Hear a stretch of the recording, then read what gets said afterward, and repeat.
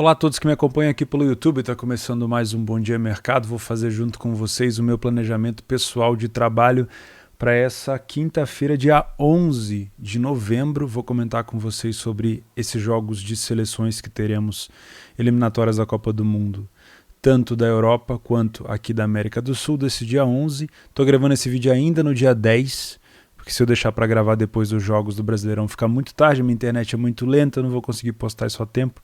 Então já estou me adiantando. O planejamento, vou passar para a tela aqui do Bom Dia Mercado. O planejamento do dia 10 eu comento com vocês, né? Faço algum comentário na sexta-feira, dia 12. Beleza? Então, vamos facilitar as coisas, né? Vamos eliminar os times que não estão brigando por nada, que já não tem chance de classificação, assim a gente fica com mais espaço. Antes da gente começar, eu vou compartilhar com vocês, já que eu estou fazendo esse vídeo para quinta-feira, nós temos a supercotação para o Brasil vencer a Colômbia a 18. Se você não sabe como é que funciona essa supercotação, eu criei um artigo lá no meu blog. Esse aqui é o meu site onde está o meu curso. Esse rapaz aqui meio gordo, meio magro sou eu. Aqui, se você quiser acessar o meu curso e fazer o meu curso gratuito, é só você vir aqui, o link vai estar embaixo, e clicar em iniciar agora. Mas você pode vir aqui em Betfair e supercotação. Se você quiser saber sobre o outro bônus que tem disponível na Betfair, é só você clicar aqui no bônus de R$200. Mas está aqui explicado tudo sobre esse bônus específico sobre o jogo do Brasil com a Colômbia, tá? E se você quiser saber um tutorial passo a passo, é só clicar neste vídeo aqui. Mas nessa página já tem tudo explicado para você, beleza? Lembrando, assista o tutorial desse vídeo aqui, que ele vai te esclarecer bastante coisa. Vamos lá então? Deixa eu voltar para cá. Vamos começar pelos grupos, para a gente saber o que está em disputa ou não. Aqui a gente tem Rússia e Chipre. Basicamente a gente tem um classificado nesse grupo H e o segundo vai para o playoff. São 6 seleções nesse grupo, isso quer dizer que é um grupo de 10 jogos. E a gente já teve aqui 8 jogos disputados. A gente já tem ainda 2 jogos para ser disputado. Isso quer dizer que Eslováquia e Eslovênia, mesmo que vençam os seus 2 jogos, no caso elas se enfrentam nessa quinta, elas não teriam chance de classificação, no máximo uma delas iria a 16 pontos. Isso não pode acontecer, então todas essas seleções, Chipre, Malta, Eslovênia e Eslováquia, estão desclassificadas. Isso quer dizer que só Rússia e Croácia disputam a primeira colocação. Essa mesma Rússia que vos fala, o próximo jogo dela, além do Chipre, é a Croácia, então temos um confronto direto. Isso quer dizer que esse jogo da Rússia e o jogo da Croácia são muito importantes para eles, tá? Então eu já vou colocar aqui pra gente uma cotação da Rússia de 1,17, um jogo onde a Rússia precisa vencer, joga em casa. A Rússia tem 6 vitórias em 8 jogos, dentro de casa tem 3 vitórias e um empate, ainda não perdeu, e o Chipre fora de casa tem 3 derrotas, não fez nenhum gol. A gente então aqui tem um cenário possivelmente de back à Rússia. Caso você tenha alguma estratégia para trabalhar essas cotações de 1,20, esteja dentro, obviamente, dos seus métodos, isso pode ser interessante para você. Se você vem para trabalhar algum outro tipo de resultado, talvez uma goleada da Rússia, talvez um handicap negativo europeu, né, no trade mesmo, aí é contigo, tá aqui a informação de que a Rússia precisa muito vencer esse jogo. O outro jogo que importa nesse grupo H é Malta e Croácia, afinal de contas a Croácia está em perseguição da Rússia, quer essa vaga direta, não quer disputar, imagino eu, o playoff. Aqui a gente tem a Croácia com 17 pontos, com 5 vitórias em 8 jogos. Se vencer esse jogo com o Malta, vai, imaginando que a Rússia vença também Chipre, vai os dois... Vai para esse jogo final contra a Rússia com 2 pontos atrás, precisa vencer a Rússia, ainda tem chance de passar. Então é mais um jogo onde eu imagino que a Croácia precisa vencer. A Croácia fora de casa tem 2 vitórias, 1 empate e 1 derrota, só sofreu 1 gol. E Malta dentro de casa tem 1 vitória apenas e 2 derrotas. O primeiro jogo entre essas duas equipes foi 3-0 para a Croácia dentro de casa. Eu também imagino aqui uma possibilidade de se trabalhar um back a Croácia, Malta, tá? Mesma coisa, cotação por volta ali de 1,20, 1,15, se você tem metodologia para isso, com massacre como eu tenho. Se a Croácia der sinal de back, é por ali que eu provavelmente vou estar, mas se você não tem metodologia para isso, tem outro tipo de metodologia, tranquilo, se não tiver também fica de fora. mas que existe a necessidade aqui, existe. O outro jogo desse grupo H, como eu falei com vocês, é Eslováquia e Eslovênia, mas como as duas seleções não têm chance de classificação, já que a gente tem aqui 1, 2, 3, 4, 5, 6, as equipes jogam dentro e fora de casa, então elimina a equipe da casa, no caso tem 5, 1, 2, 10, são 10 jogos, Eslováquia e Eslovênia não disputam mais nada, então eu vou tirar ela aqui da minha partida porque eu não vou fazer, tá bom? Deixa eu voltar aqui, grupo B, grupo com Geórgia, Suécia, Grécia, Kosovo e Espanha. Aqui nós temos uma Suécia, esse é um grupo com 5, então nós temos aqui 8 jogos. Kosovo e Geórgia já fizeram 7, só falta 1, né? Então esse é o último jogo da Geórgia. A Suécia, Espanha e Grécia fazem ainda 2 jogos, no caso esse é o penúltimo jogo da Suécia. A Suécia pega a Geórgia fora de casa, a Suécia hoje é líder do seu grupo com 15 pontos, ainda pode ser passado pela Espanha? Pode, porque o critério de desempate, o primeiro critério de desempate aqui nas qualificatórias da Europa não é o número de vitórias, tá? Então mesmo que, por exemplo, a Suécia empate com a Geórgia, fique com 16 pontos. Se a Espanha vencer a Grécia, ela também iria para 16 pontos. Aí você pode pensar, mas aí empataria no número de vitórias. Não é o número de vitórias que importa, o primeiro critério de diferença é o número de gols, né? A diferença de gols. Então no caso aqui, 12 com 3 dá 9 e 13 com 5 dá 8, a Espanha ainda está atrás, mas precisa vencer a Grécia. Falando da Suécia, obviamente a Suécia precisa pelo menos empatar, mas eu acho que a vitória aqui é o mais coerente. A Suécia fora de casa, 2 jogos, 1 vitória e 1 derrota, tomou 2 gols, e dentro de casa a Geórgia não tem nenhuma vitória, 3 derrotas seguidas, apenas 1 gol feito. A Geórgia realmente é um time que é organizado, mas é um time fraco. O primeiro jogo entre eles foi 1-0 para a Suécia, magrinho, tá? Eu também vejo com bons olhos esse back Suécia pela necessidade. Lembrando que a Geórgia não tem chance nenhuma de classificação aqui. A Geórgia só tem 4 pontos e faz esse último jogo com a Suécia. A Geórgia joga apenas para cumprir tabela, mais um jogo aqui que pode ser um jogo interessante para se buscar uma superioridade, para se trabalhar back. Isso não quer dizer que todos esses times aqui vão dar padrão, tá? Eu só vou me expor dinheiro no mercado se realmente tiver algum padrão de superioridade, tá? Outro jogo do grupo B, então, é Grécia e Espanha. A Grécia ainda tem chance de classificação. São 2 jogos, a Grécia pode chegar a 9, 10, 11, 12, 13, 14, 15, pode chegar a 15 pontos e atingir aqui a Espanha, pelo menos, né? Já que acho que o número de gols é difícil, atingir a Espanha mas é muito difícil, né? Teria que torcer para a Espanha. Quer ver? A próxima partida da Espanha é contra a Suécia. Olha só, um confronto direto. É muito difícil a Grécia se classificar, mas ainda tem, né? Então é preciso dizer ainda que, por mais que esse jogo também possa ser um jogo para se buscar alguma coisa em back a Espanha, esse jogo a Grécia ainda tem o que buscar aqui. A primeira partida entre eles foi 1-1. Dentro de casa. A Espanha não conseguiu vencer a Grécia. Deixa eu até dar uma olhada como é que foi esse jogo. Foi aquele massacre, né? Como a gente costuma saber já. Quer ver? Eu vou compartilhar aqui com vocês, ó. Não consegui compartilhar. Deixa eu ver se eu consigo agora. Aqui. Olha aí. Foi aquele massacre que a gente já conhece, que é difícil de não acontecer nos jogos da Espanha.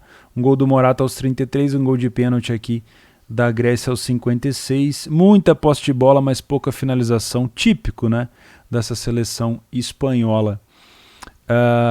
Mas não dá para negar que pela necessidade da Espanha é um jogo onde provavelmente a gente também vai ter uma possibilidade de se trabalhar num back Espanha. Se vai ter leitura ou não, juro para vocês, não dá para saber, né? Espanha e Grécia. Eu não estou colocando Grécia e Espanha só para facilitar, estou deixando sempre o favorito do lado esquerdo, tá? Mas não necessariamente ele está jogando em casa. Lembrando, nesse jogo aqui, a Grécia não está eliminada. O Chipre já estava eliminado contra a Rússia, a Malta também, a Geórgia também, a Grécia não. A Grécia é um time que ainda tem algo a disputar. Além disso, nesse grupo tem o Kosovo, mas o Kosovo não joga agora, né? Então, beleza. Grupo A. Grupo A com Azerbaijão e Luxemburgo. Esse grupo aqui tem 5 seleções, no caso a gente tem 8 jogos, Luxemburgo não tem condição de chegar perto de Portugal, então é um jogo que não vale absolutamente nada, então é um jogo que eu vou pular, tá bom? O outro jogo que a gente tem desse grupo é Irlanda e Portugal. Irlanda tem mais 2 jogos, com 5 pontos poderia chegar no máximo a 11 pontos, também não chega perto de ninguém, então esse jogo só importa para Portugal. Portugal precisa vencer para atingir aqui a primeira colocação do grupo e não precisar passar por um playoff. Isso é meio óbvio de dizer, então mesmo que na primeira partida Portugal tenha passado um dobradaço, para quem não se lembra da primeira partida, eu faço questão de compartilhar aqui com vocês. Portugal virou com 2 gols do Cristiano Ronaldo lá no finalzinho, 2 gols de cabeça, inclusive um gol de cabeça no último lance da partida, tá? Mas Portugal começou perdendo, foi uma falha defensiva lá no início, aos 45 minutos, o Cristiano chegou a perder um penal, né? Foi uma falha defensiva teoricamente até grave de Portugal, e a gente teve uma chance de Portugal se complicar muito grande. 1,33 a odd de Portugal, mais um time aqui que enfrenta um time que precisa da vitória contra um time que já está desclassificado, mais um jogo a gente pode buscar um padrão de superioridade. De novo, vou compartilhar com vocês a minha ideia aqui. Todos esses jogos são equipes que são superiores, tem elenco muito superior à outra, mas isso não quer dizer que elas vão vencer. Estou colocando aqui para buscar um back favorito. Para isso eu preciso de leitura de jogo. Não é para fazer combinada, não é para fazer múltipla, não é para fazer nada disso. Eu não vou apostar seco nisso daqui, pelo amor de Deus, tá? Entendam o que eu estou falando, não adianta vir me xingar depois. Tá bom. Grupo A, a gente tem mais quem? Azerbaijão, Luxemburgo já pulou. Romênia e Islândia, a gente está agora no grupo J. O grupo J tem a Alemanha classificada para a Copa, já está diretamente na Copa, não vai disputar playoff nenhum, e só sobrou a segunda colocação. A Romênia disputa com a Macedônia do Norte e a Armênia. Tá? Isso quer dizer que a Islândia não tem mais nenhuma chance de classificação? Esse grupo tem 1, 2, 3, 4, 5, 6 seleções, no caso a gente tem 10 jogos, a Islândia tem 8, 9, 10, 11, 12, 13, 14. Daria para a Islândia, mas é muito difícil.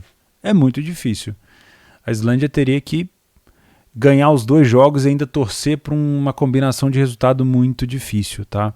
Mas eu não consigo trazer a Romênia aqui para um back, apesar da Romênia ter ganhado da Islândia no primeiro jogo e apesar do último jogo da Romênia contra a Armênia ter sido um jogo onde deu padrão para pegar esse gol da Romênia, e a Romênia em casa geralmente faz um jogo muito corrido, com bolas aéreas muito forte, eu acho difícil a gente cravar alguma coisa aqui em back Romênia. Tá? Eu viria para esse jogo para um lay para a equipe em campo, sem nenhum tipo de pudor de trabalhar talvez um lay Islândia, se ela dá leitura para mim. Tá? Romênia contra Islândia. Lembrando que a Islândia não é mais aquela Islândia da Euro de 2018, é um time que mudou demais. Tá? Islândia, isso mesmo, Romênia. Então a Romênia vencendo aqui, ela já põe um pezinho na Copa do Mundo do Catar. Tá? A Romênia tem 13, iria 16, ficaria muito difícil para a Macedônia. Até porque os próximos jogos, por exemplo, a Romênia pega Liechtenstein no último jogo fora de casa. Liechtenstein é a pior seleção do grupo. Dentro de casa, Liechtenstein perdeu todas. Então é bem provável que a Romênia se classifique. A chance da Romênia ficar de fora da Copa é esse jogo aqui com a Islândia, se ela não conseguir vencer. Então esse é um jogo muito importante para a Romênia. Vou até deixar lá em negrito aqui para a gente lembrar disso. E o outro jogo do grupo tá aqui, ó, Armênia e Macedônia. Esse jogo também é extremamente importante, porque a seleção que não conseguir vencer esse jogo, ou se ficar empatado, complica tudo. Porque, como eu falei, a Romênia joga o último jogo com o Liechtenstein fora de casa. O Liechtenstein não ganhou nenhuma, provavelmente a Romênia vai vencer. Considerando que a Romênia iria 16 pontos vencendo o Liechtenstein, a chance da Macedônia ou da Armênia conseguir se classificar é torcer para a Islândia, hoje, para a Islândia segurar a Romênia e vencer os 2 próximos jogos. O próximo jogo da Macedônia é contra a Islândia, além desse jogo da Armênia, dentro de casa. E o próximo jogo da Armênia é contra a Alemanha. Ou seja, teoricamente, a disputa aqui está entre Macedônia, já que eles não gostam de ser chamados de Macedônia do Norte, pelo que eu entendi, a Macedônia e a seleção da Romênia, porque a Armênia tem só a Alemanha no último jogo, né? Então, mesmo que a Armênia vença hoje, vá a 15 pontos, aí pega a Alemanha, é muito difícil de vencer, né? Então, o melhor cenário aqui seria uma vitória da Macedônia para a gente ainda ter uma disputa, tá? A Armênia, para quem não sabe, é aquele time do Mkhitaryan, que joga na Roma, tá? Dentro de casa não é uma seleção assim tão boa, não. Eu cheguei a ver Armênia e Liechtenstein. Se eu não estou enganado, foi isso, né? Eles conseguiram empatar com o Liechtenstein no último lance, praticamente. Tomaram um gol assim de rebote do goleiro muito tosco. Dentro de casa, a Armênia tem 2 vitórias e um empate. E como visitante, a Macedônia tem 2 vitórias, um empate e uma derrota. Lembrando que a Macedônia venceu a Alemanha lá. Acho que foi em Munique esse jogo, né? Acho que foi em Munique, não tenho certeza. Bom, o primeiro jogo entre eles foi 0-0. Eu esperava mais esse jogo, eu tinha até trazido esse jogo para gols. E eu vou repetir esse jogo aqui de não tentar fazer a besteira que eu fiz no primeiro, porque esse jogo ele carrega uma pressão muito grande. Então esse jogo eu só vou trazer para o Match Odds mesmo. Armênia e Macedônia. Não vou colocar Macedônia do Norte, já que o pessoal reclama tanto lá. Pelo que eu vi num Twitter lá do Tony Cross, eles reclamam muito sobre esse negócio de usar o Macedônia do Norte. Então não vejo favoritismo aqui. Para mim é um jogo extremamente parelho. Vou evitar de comentar um favorito e vou vir para o Match Odds normal, tá? Bom, o último jogo que a gente tem nessa quinta-feira aqui nas eliminatórias da Europa é uma Alemanha e Liechtenstein. Esse aqui eu vou ficar de fora, realmente não tem nada que se fazer. Se você quiser trabalhar gols aqui, pode até ser. A Alemanha já qualificada para a Copa, Liechtenstein não tem nada a buscar. Um jogo praticamente aí treino para a seleção da Alemanha. Acho que eu falei sobre tudo dessas eliminatórias da Euro. Para quem quiser acompanhar a Euro Sub-21, as eliminatórias da Euro Sub-21, tá? Eu indico muito para quem gosta de gols. Temos aqui a Macedônia com a Ucrânia, Croácia, Estônia, San Marino, Israel, Inglaterra, República Tcheca e França e Armênia. Cara, são jogos muito bons, com muitos gols. A seleção da França voa. É muito bom de ver essa Euro Sub-21, essas eliminatórias da Euro Sub-21, que são uma molecada que joga muito bem a bola, tá? As eliminatórias aqui da América do Sul, a gente tem o Equador pegando uma Venezuela que praticamente não tem nenhuma chance, né? A gente ainda tem aqui, se eu não me engano, mais 6 jogos de cada seleção. A Argentina e Brasil ainda fazem aquele jogo atrasado. Se eu não estou enganado, vão fazer ainda, né? Mas a Argentina e Brasil ainda tem 7 jogos, mas o restante só tem 6. Aqui a gente tem um grupo de 1, 2, 3, 10 seleções. Então, 9, 9, 18, é isso mesmo, com 12 já disputados, faltam 6. A Venezuela muito dificilmente vai conseguir se classificar. Fora de casa, a Venezuela não venceu nenhuma, são 6 derrotas. E o Equador dentro de casa tem 4 vitórias. É difícil a gente não trazer o Equador aqui também, para tentar buscar alguma coisa relacionado ao Beck Equador. Lembrando que o último jogo entre eles, se eu não me engano, a Venezuela venceu. Foi 2-1 para a Venezuela, um frangaço do goleiro do Equador, se não me falha a memória, né? Um frangaço do goleiro do Equador, e a Venezuela acabou vencendo. No confronto direto, ambas as equipes marcam em 6 de 7. O Equador sofreu gol nos últimos 4 jogos, então apesar de ser um time que eu estou trazendo para tentar buscar um padrão de Beck, o Equador costuma dar uma vacilada, tá? A Venezuela não perde para o Equador há 4 jogos e sofreu gol em 8. Deixa eu dar uma olhada aqui nisso, se é verdade. 2-1 Venezuela, 2-2, 1-1, 1-1. Ah, mas aqui são 2 amistosos, né? Aí não, pô. Aí o último jogo válido aqui, sem ser das eliminatórias, foi a Copa América, inclusive pagou muito bem. Foi uma Venezuela cheia de Covid, com uma odd extremamente alta que acabou conseguindo um empatezinho. Mas se a gente pegar aqui nas eliminatórias de 2016, 15, 12, 11, o Equador geralmente leva vantagem. Depois a gente tem um Paraguai com o Chile. A situação do Chile é inevitável tentar a vitória, né? O Paraguai também, mas a gente sabe que pelo poderio do Chile, bicampeão da Copa América nesses últimos anos, é um time que poderia mostrar um pouco mais. Deu a entender que estava numa fase já de decadência desses grandes nomes da seleção, mas agora está voltando, vem de 2 vitórias o Chile dentro de casa, contra o próprio Paraguai e contra a Venezuela. Eu imagino que o Chile seja favorito para esse jogo, mesmo a seleção do Paraguai dentro de casa. Não é boa não. Uma vitória em 6 jogos. Eu tinha uma ideia de que o Paraguai dentro de casa vinha de bons resultados. Não é isso, ó. Um empate com a Argentina 0-0, um 2-1 para cima da Venezuela e um 1-1. Mas no torneio em si vem de 2 derrotas, né, para o próprio Chile, e perdeu para a Bolívia, tomou uma goleada da Bolívia, Paraguai. Pelo amor de Deus, não tem como te defender. Meu Deus, 100 vitórias a 3 jogos, sem marcar gols a 3 jogos. Isso aqui para mim é um jogo que a gente pode ficar de olho sim. Não leia a pior equipe em campo, mas o favoritismo, na minha opinião, é um pouquinho mais pro lado do Chile, né?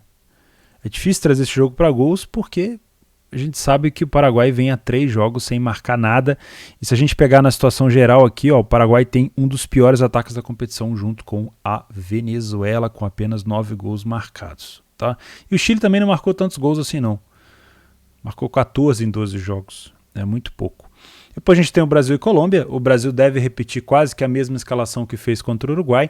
O Brasil ainda não venceu a Colômbia nessas eliminatórias. O último jogo ficou 0-0. A última vitória do Brasil foi na Copa América, naquela discussão lá que a bola bateu no Pitana e o Brasil venceu com o gol do Casimiro no último lance, se eu não me engano, de cabeça, se a minha memória não estiver falhando.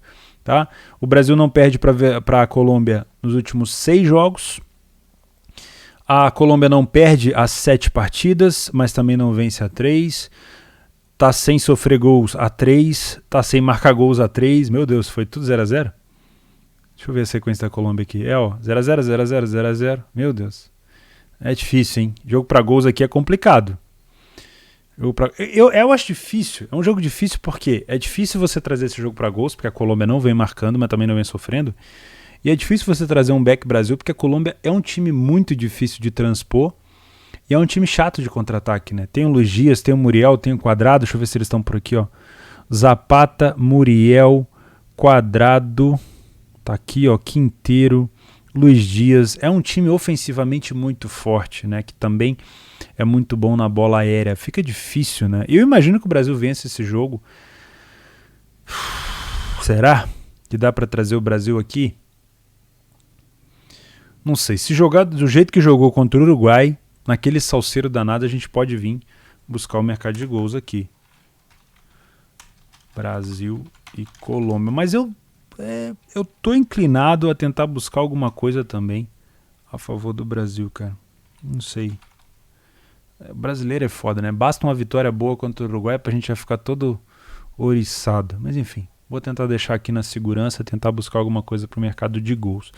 Por último, a gente tem a seleção peruana jogando contra a Bolívia. O último jogo entre elas, que foi lá na Bolívia, a seleção do Peru perdeu para uma Bolívia que jogava com um jogador a menos. Alô, seleção peruana, assim não, filho. Assim não dá para te defender também. Lembrando que essa derrota para a seleção boliviana deixou a seleção peruana cada vez mais distante da Copa. É muito difícil, são 5 pontos de diferença para o Uruguai. Precisa vencer desesperadamente a Bolívia que fora de casa tem 0 vitórias, 2 empates e 4 derrotas, e a seleção peruana em casa só tem 2 vitórias. Então assim, essa odd da seleção peruana só se justifica pela fraqueza da Bolívia, tá? Então fica difícil vir buscar esse back a seleção peruana, já que no último jogo a Bolívia venceu com um homem a menos, então eu prefiro, se for para trazer alguma coisa para esse jogo, mesmo com a qualidade duvidosa, foi como eu fiz no primeiro jogo entre eles, mesmo com a qualidade duvidosa, talvez eu venha para buscar o mercado de gols, mas não para uma situação longa de gols, no máximo ali um limite, no finalzinho, Peru precisando marcar, um over à frente, tá? Bolívia.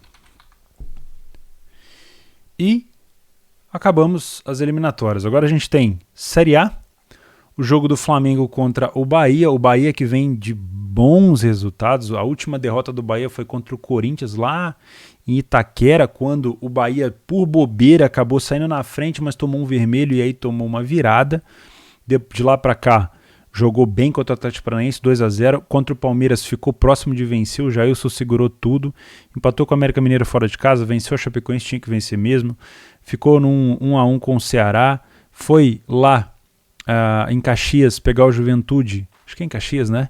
ficou 0-0 e venceu o São Paulo dentro de casa. Vem de bons resultados o Bahia. E o Flamengo, apesar da não vitória contra a Chapecoense, não vem de maus resultados. Venceu o Atlético Mineiro, que é o líder, empatou com o CAP, que é muito difícil jogar lá na Arena da Baixada, principalmente sendo um jogo entre duas equipes que estão com risga ainda, né? Venceu o Atlético Goianiense dentro de casa, empatou com a Chape, que deu bobeira. A última derrota do Flamengo foi no Maracanã, mas aí jogando como visitante contra o Fluminense, tá? O confronto entre os dois, mais de 2,5 gols nos últimos 5 dos 5. O Flamengo vem de 4 vitórias, o Bahia sofreu gol em 4. Eu acho que isso aqui também a gente pode buscar alguma coisa para o mercado de gols. Não confio nesse back Flamengo aqui próximo de 1,40, porque o Bahia não sabe jogar só na defensiva, mesmo que tenha melhorado a sua parte defensiva com a chegada do Guto Ferreira. O Bahia é um time muito forte ofensivamente, eu não acho que vai só se defender contra o Flamengo. Acho que a gente pode ter aqui um jogo um pouco mais aberto, talvez para uns 3 gols, e é provavelmente o que eu deva buscar cima da leitura para isso, tá? Na Série B a gente tem Sampaio Corrêa e Vila Nova. Eu vou evitar de fazer esse jogo por desconhecer as equipes e porque é um jogo de meio de tabela. Aqui acho que só importa mesmo para fugir do rebaixamento. E a gente tem um Ponte Preta e Botafogo. Esse jogo é muito importante para o Botafogo, porque se o Botafogo vencer, se o Goiás não conseguir vencer o Curitiba, o Botafogo está de volta à Série A. Por que eu estou falando isso? Porque o Botafogo vencendo iria 19 vitórias e 65 pontos. E o Goiás, se empatar com o Curitiba, vai ter só mais 3 jogos. Poderia ir aos mesmos 65, né? No caso 55 mais o empate do Curitiba 56, com mais 9, 65.